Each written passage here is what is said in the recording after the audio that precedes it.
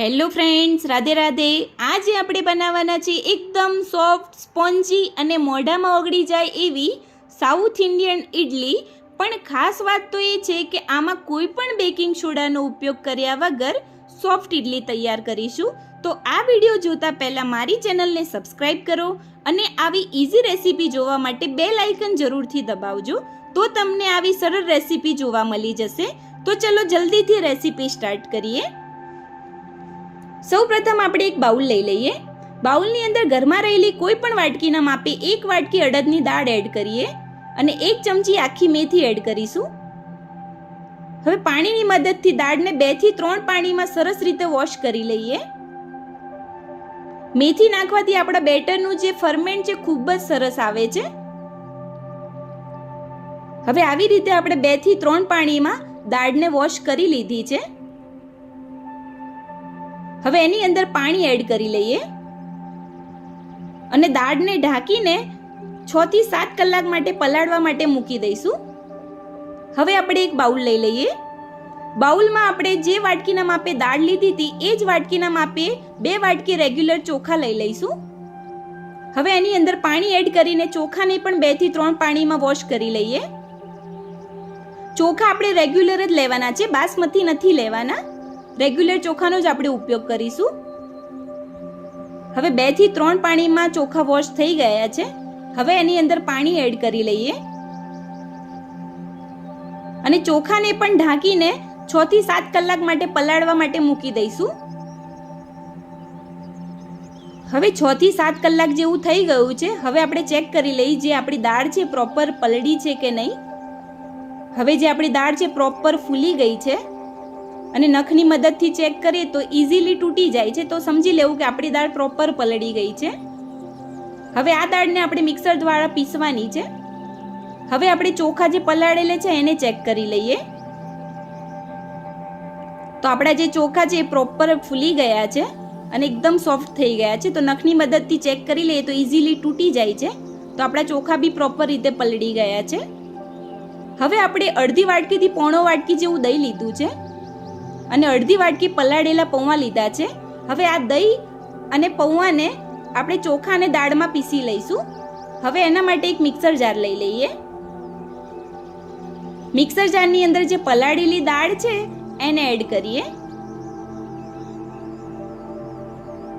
અને મિક્સરની મદદથી સરસ સ્મૂથ બેટર તૈયાર કરીશું.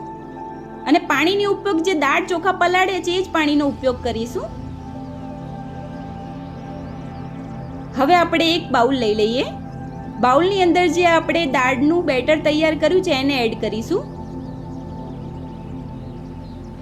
બેટરનું જે થિકનેસ છે દળવાની એને બહુ પતલી નથી રાખવાની, બહુ જાડી નથી રાખવાની, એને મીડિયમ જ રાખીશું. બહુ અધકચરું બી નથી રાખવાનું.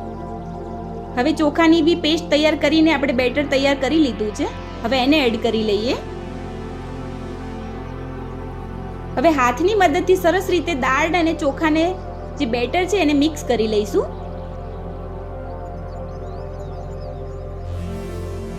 અને થોડી વાર માટે હાથની મદદથી સરસ રીતે બેટરને ફેટી લઈએ.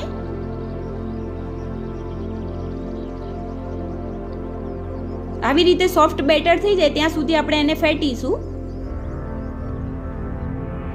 આપણું જે બેટર છે પ્રોપર સોફ્ટ થઈ ગયું છે અને સરસ રીતે ફેટી લીધું છે. હવે આ બેટરને આપણે 8 થી 10 કલાક અથવા તો આખી રાત માટે ફરમેન્ટ થવા માટે ઘરમાં રહેલી કોઈ પણ ગરમ જગ્યાએ મૂકી દઈશું. હવે મેં આખી રાત માટે ફરમેન્ટ થવા માટે બેટરને મૂક્યું હતું. હવે ચેક કરી લઈએ. આપણું જે બેટર છે પ્રોપર રીતે ફરમેન્ટ થઈ ગયું છે. જો તમારું ઇડલીનું બેટર પ્રોપર ફરમેન્ટ આવી જશે તો તમારે કોઈ પણ બેકિંગ સોડાનો ઉપયોગ નહીં કરવો પડે અને એકદમ સોફ્ટ ઇડલી તૈયાર થશે. હવે આપણે એની અંદર સ્વાદના એકોર્ડિંગ મીઠું એડ કરી લઈએ અને સરસ રીતે બેટરમાં મિક્સ કરી લઈશું મીઠું.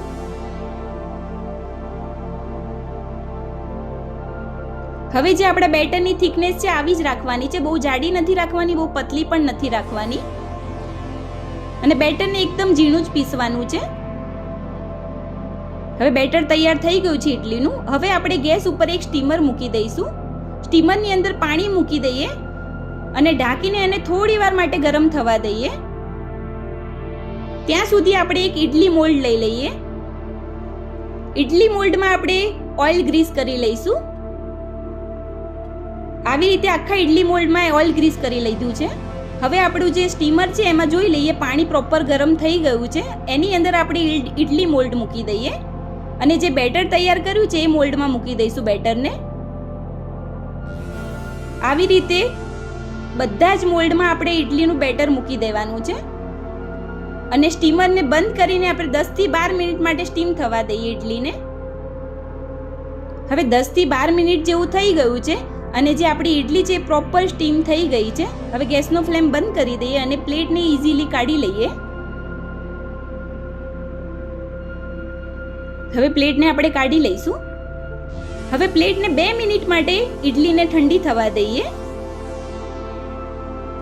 હવે 2 મિનિટ જેવું થઈ ગયું છે, ઇડલી ઠંડી થઈ ગઈ છે.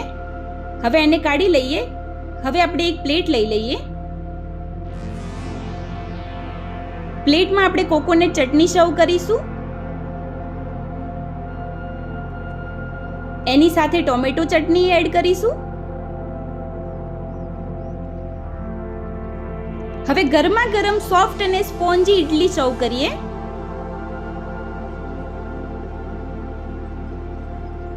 જો તમે પણ આ રેસીપીથી ઇડલી બનાવશો તો તમારી ઇડલી પણ એકદમ સોફ્ટ બજાર જેવી બનશે.